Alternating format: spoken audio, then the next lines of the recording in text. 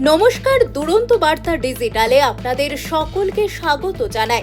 আপনাদের সঙ্গে আমি রয়েছি সায়নী। এই মুহূর্তের কয়েকটি গুরুত্বপূর্ণ আপডেট রইল বিস্তারিতভাবে।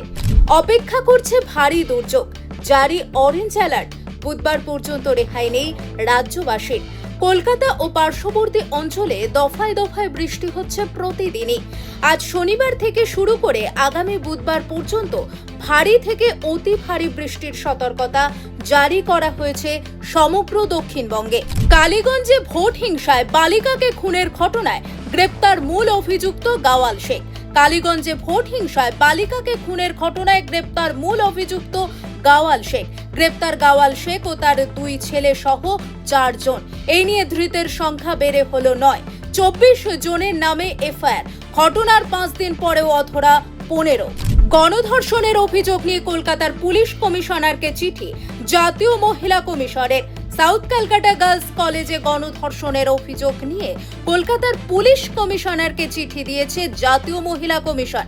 কলকাতার পুলিশ কমিশনারকে চিঠি লিখে গভীর উদ্বেগ প্রকাশ করেছেন জাতীয় মহিলা কমিশনের চেয়ারপারসন বিজয়া রাহতকার এবং অবিলম্বে নির্দিষ্ট সময়ের মধ্যে ভারতীয় ন্যায় সংহিতার উপযুক্ত ধারার তদন্তের নির্দেশ দিয়েছেন।